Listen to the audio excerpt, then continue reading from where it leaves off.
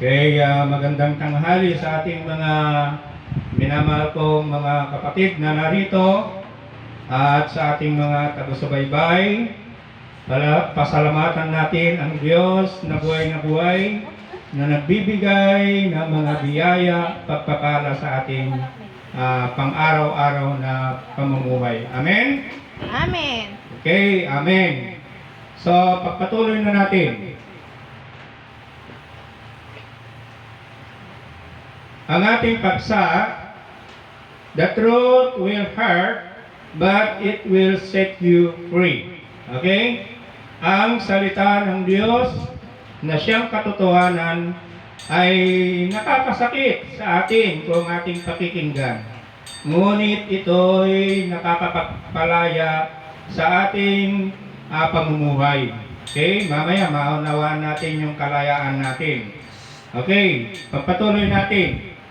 Sa Hebreo 4:12, ang salita ng Diyos ay buhay at mabisa, mas matalas kaysa alinmang taba na sa magkabilay may talim. So, yung salita ng Diyos ay matalas na tabak. Kapag tayo'y gumagamit ng tabak, tayo'y nagkamali, ay pwede tayong masugatan at yun ay masakit kung tayo'y nasusugat. Pagpatuloy natin. Sa Hebreo chapter 4 verse 12, tuloy nung unang nabasa natin kanina.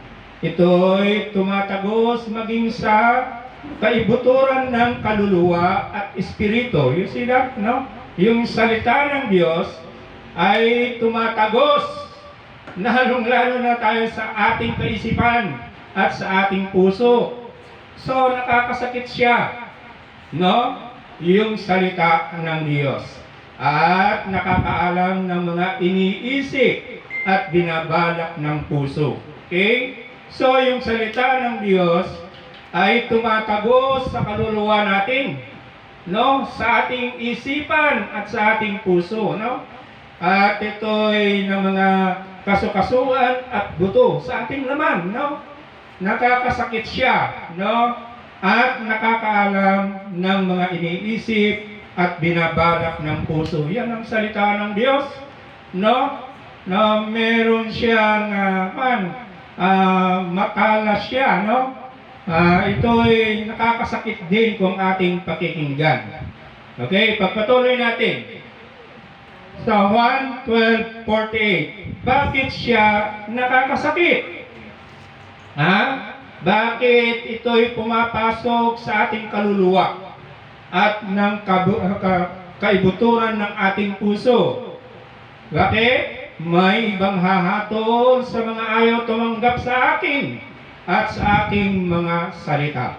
Ang salitang ipinahayag ko ang hahatol sa kanila sa huling araw. Kaya nga, ang salita ng ating Panginoon sa Kristo ay ito ay nakakasakit sa ating din. Ngunit sabi niya kanina, ngunit ito ay makapagpapalaya sa atin. So, mahalaga yung salita ng Diyos kung ating pakikinggan.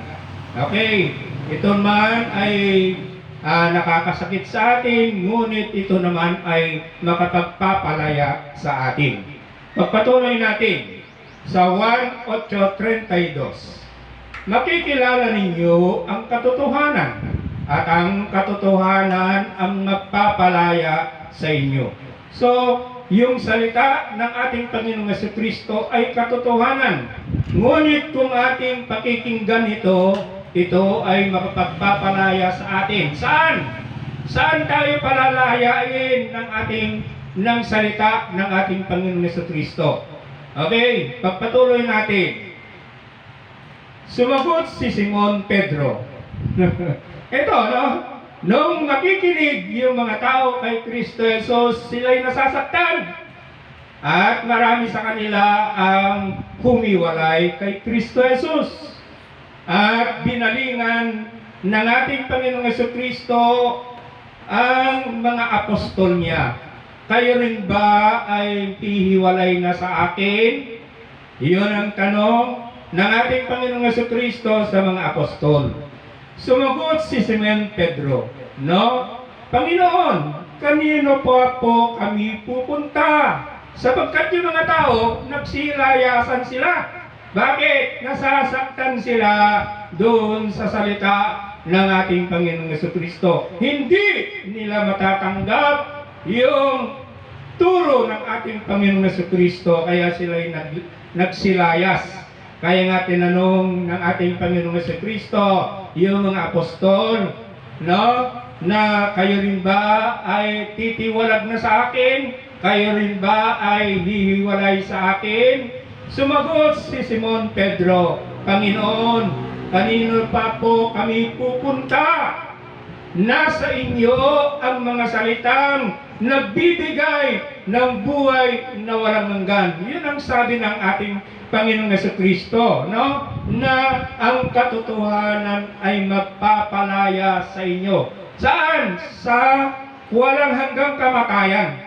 Bagkus sa pamamagitan ng salita ng ating Panginoong Jesucristo, kung tayo'y manindigan sa kanyang salita, yun ay makapagpapalaya sa atin. Saan? Sa walang hanggang kamatayan. Bagkus, nasa inyo ang mga salitang nagbibigay ng buhay na walang hanggan. So yung salita ng ating Panginoong Jesucristo ay nagbibigay ng buhay na walang hanggan. Kung makinig lang tayo, no?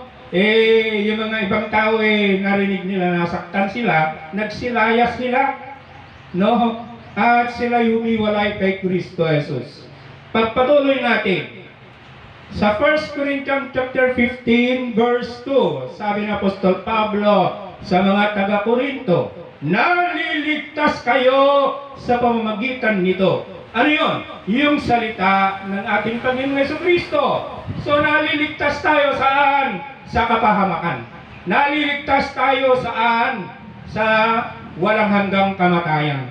Yun ang salita ng ating Panginoong Jesucristo. Bagkus ito ay nagbibigay ng buhay na walang hanggan.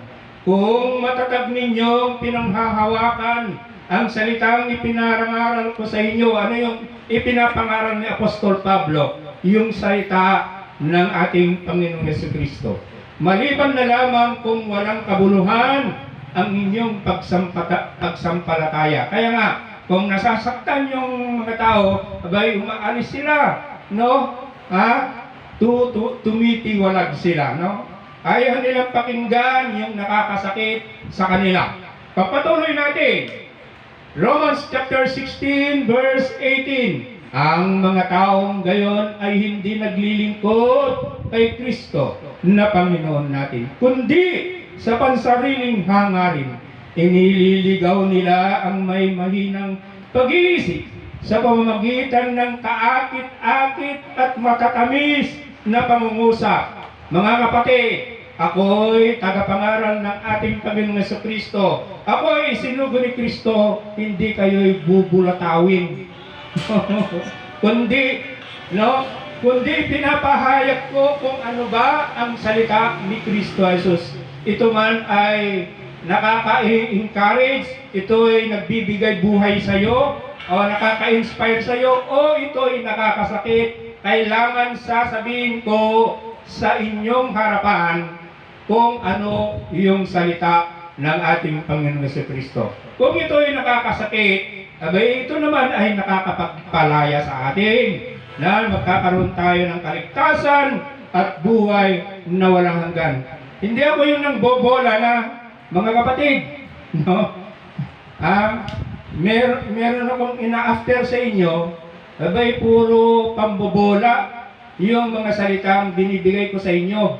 Kung ano ang salita ni Kristo Jesus na aking ipinaparating at na ako'y kanyang ginagamit sa pagpaparating ng salita na yun, ito man ay nakakasakit o ito naman ay nakaka-encourage sa ating buhay, tanggapin natin yung salita ng Diyos. Hindi yung ikaw ay nasaktan, abay ikaw ay nahiwalay na.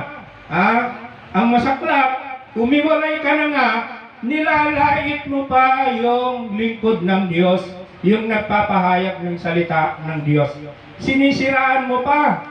hindi lang yun, kundi yung ibang tao, sinisiraan mo na huwag ka nang makinig dyan. No?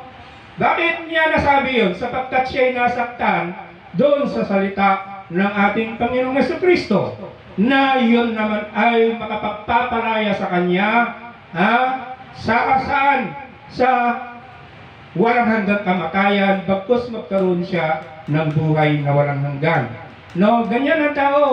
Ayaw ko nang magsimba. Bakit? Kasi nasaktan siya doon sa ipinahayag ng tagapangaral ng ating Panginoong Jesucristo. No? Kumiwalay na siya. Ayaw ko nang magsimba. No? Ang mahirap doon, abay malaking kasalanan yung sisiraan mo pa yung kapwa mo na huwag ka nang makinig dyan. Walang mangyayari sa buhay mo dyan. Yun ang masaklap. Okay? So, sa ating na mga kapatid na narito, na sa kayong wala rito, sana naintindihan natin na yung salita ng ating Panginoong Jesucristo ay nakakasakit. Ito ay salita na kung saan isang tabak na ito'y tumatagos sa ating puso at isipan. At tayo ay maitutuwi upang sa ganon tayo ay magkaroon ng kalayaan na huwag tayong mapahamak sa dagatang apoy at bagkus magkaroon tayo ng buhay na walang hanggan. Amen? Amen. And God bless us all. Amen. Amen.